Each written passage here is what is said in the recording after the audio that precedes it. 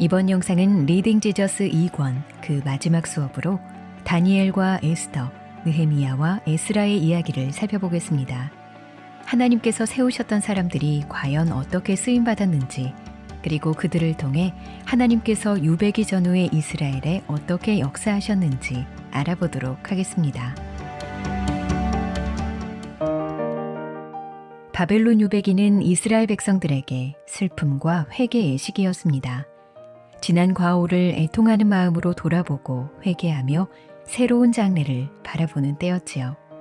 동시에 이 시기에 이스라엘은 세상 속에서 하나님의 백성으로 살아가야 하는 과제를 안고 있었습니다. 그런 면에서 다니엘과 에스더, 느헤미야와 에스라는 하나님 백성이 살아가는 다양한 삶의 모습을 보여줍니다. 다니엘과 세 친구가 하나님께 대한 충성과 신실함으로 세상을 이기는 법을 보여준다면, 에스더는 하나님의 섭리 가운데 승리하는 삶의 모습을 보여줍니다. 느헤미야가 최전방에서 거침없이 싸워나가는 왕같은 리더십을 보여준다면, 에스라는 하나님 말씀이 공동체 가운데 역사하도록 뒤에서 묵묵히 가르치는 율법 선생의 본보기를 보여줍니다. 다니엘, 에스더, 느헤미야, 에스라, 이 네 사람은 모두 하나님께 부름받아 각자의 은사로 선하게 쓰임받았습니다. 이들의 다양한 삶의 방식이 어떻게 조화롭게 사용되어 하나님의 목적을 이루어가는지 지금부터 함께 살펴보도록 하겠습니다.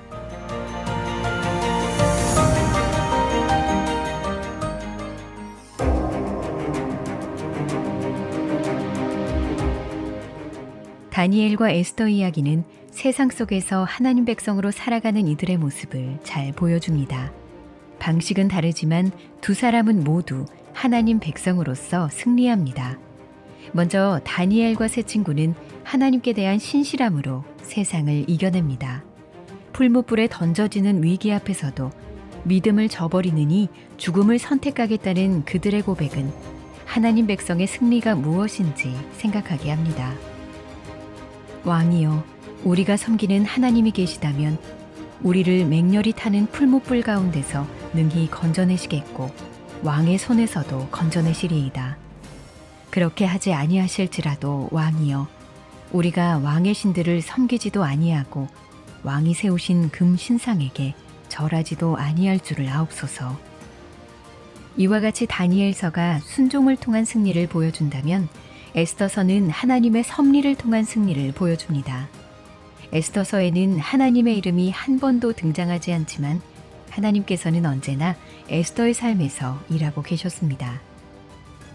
밤에 잠을 이루지 못하던 바사의 아하수에로 왕은 왕실의 역대일기를 읽다가 모르드게가 왕을 암살하려는 신하들의 음모를 고발해 자신의 목숨을 구했다는 사실을 알게 됩니다. 왕은 이 일에 대해 모르드게가 아무런 포상도 받지 못한 것을 알고 그를 어떻게 존귀하게 할 것인지 하만에게 물어봅니다. 모르드게를 비롯한 유대인을 몰살시키려 했던 바로 그 하만에게 말이죠. 왕후 에스더는 죽음까지 불사한 신앙으로 나아가 하만의 음모를 왕에게 밝힙니다. 이로써 모르드게가 매달릴 뻔한 나무에 하만이 매달리게 되고 유대인은 건진받습니다. 사소해 보이는 일들이 전환점이 되어 큰 구원의 역사가 일어난 것입니다. 에스더가 왕후의 자리를 얻은 것도 바로 이때를 위한 것이었습니다. 에스더서는 세상에 우연이란 없으며 겉으로 보이지 않아도 하나님께서 만사를 주관하고 계시다는 사실을 우리에게 상기시킵니다.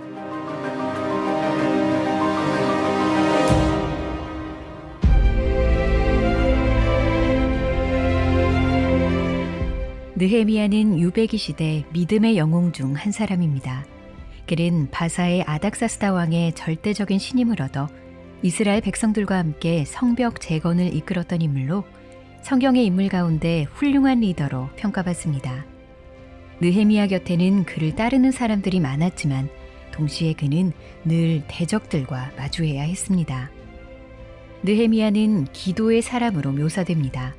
예루살렘에서 일어나는 개탄스러운 일들을 전해 들은 그는 울며 금식 기도를 합니다. 느헤미야의 기도는 오늘날 우리의 기도와 같이 현실적이고 구체적이었습니다. 그러나 그의 기도는 현실적인 것 이상의 의미를 갖고 있었습니다. 느헤미야는 열왕기상 8장에 기록된 솔로몬의 성전 봉헌 기도의 근거에서 기도했습니다. 이런 의미에서 성경의 저자는 느헤미야를 단순한 기도의 사람이 아닌 솔로몬의 기도를 하는 사람으로 보여줍니다. 솔로몬의 봉헌 기도를 느헤미야가 성취했다고 말하는 것이죠. 또 느헤미야의 기도는 하나님께서 솔로몬에게 약속하신 것을 바라보는 기도였습니다. 내가 하늘에서 듣고 그들의 죄를 사하고 그들의 땅을 고칠지라. 느헤미야는 하나님께서 약속하신 회복을 기대했을 것입니다. 기도와 함께 느헤미야는 예루살렘 성벽 재건을 시작합니다. 성벽 재건은 단순한 건축 과업이 아니라 도처의 대적들의 위협이 도사리는 거룩한 전쟁이었습니다. 그래서 느헤미야는 백성들에게 두려워하지 말라고 권면하며 여호와께서 그들을 위해 싸우실 것이라고 말합니다. 거룩한 전쟁의 승리는 여호와께 속해 있기 때문입니다.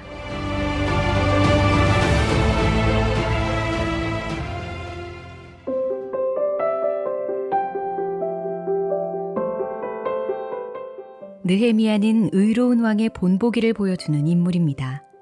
공의로운 통치자로서 역할을 다했을 뿐 아니라 백성들의 마음을 북돋아 하나님을 신뢰하게 하고 여호와께만 승리가 있음을 가르쳤기 때문입니다. 그에게는 성벽 재건의 책임과 함께 공정한 공동체를 세워야 하는 임무가 있었습니다. 흉년으로 인해 자식까지 종으로 팔아야 할 상황 속에 있는 가난한 사람들의 울부짖음에 느헤미야는 행동을 취합니다. 백성들에게 무거운 세금을 매기지 못하게 하고 형제들끼리 높은 이자를 매기는 것도 금지시킵니다. 또한 느헤미야 자신도 백성 위에 군림하지 않습니다. 아울러 그는 제사의식도 개혁합니다. 성벽 봉헌식 날 백성들의 행렬을 정비하고 노래하는 자들을 지정한 것입니다. 이는 다윗이 언약궤를 들여왔을 때나 솔로몬이 성전을 봉헌했을 때 지정한 자들이 각자의 역할에 따라 노래하고 연주했던 것을 떠올리게 합니다.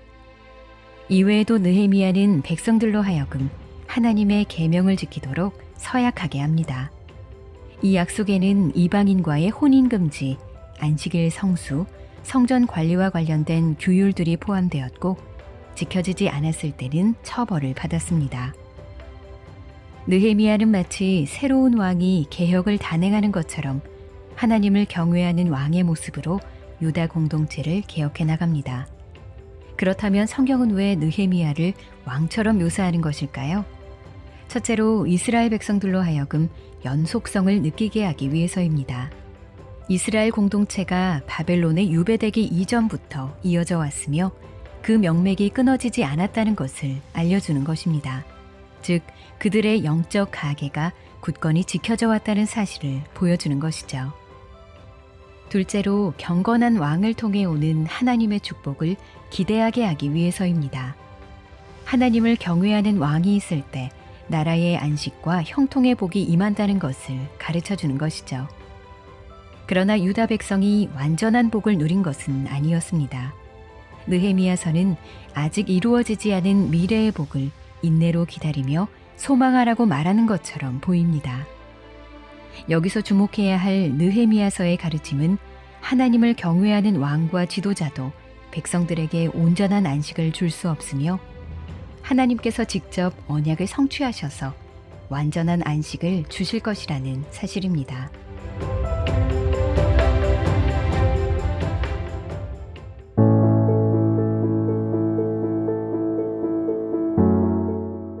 하나님께서는 공동체를 세워가실 때 다양한 사람을 사용하십니다.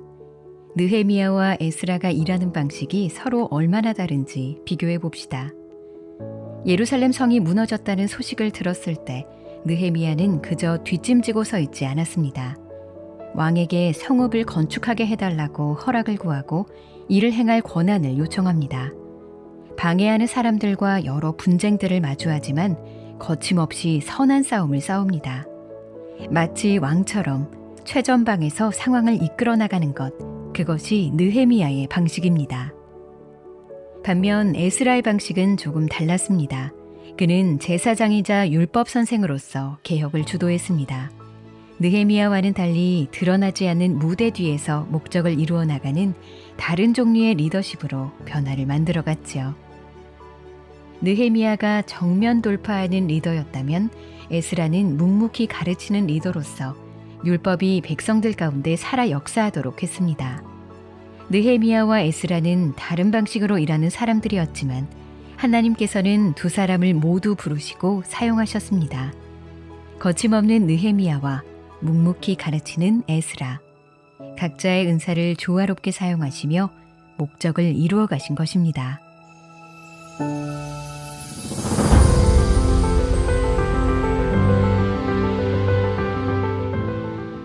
느헤미야와 에스라는 훌륭한 리더였지만 더 나은 분을 갈망하게 합니다. 현재 누리는 축복이 있더라도 그것만으로는 궁극적인 구원에 이르지 못하기 때문입니다.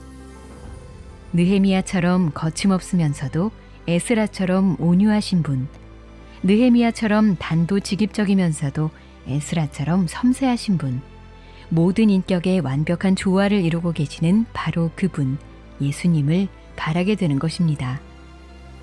예수님은 성전을 정결하게 하시려고 채찍을 들기도 하셨지만 예루살렘 성을 바라보며 눈물 흘리기도 하셨습니다. 위선적인 바리새인들을 꾸짖으셨지만 세리와 죄인들의 친구로 불리시기도 했습니다. 유다의 사자이시며 동시에 하나님의 어린 양이신 분, 그 예수님 안에서 하나님의 인자와 공의가 완전한 조화를 이룹니다. 느헤미야와 에스라는 우리로 하여금 이런 예수 그리스도를 바라보게 합니다.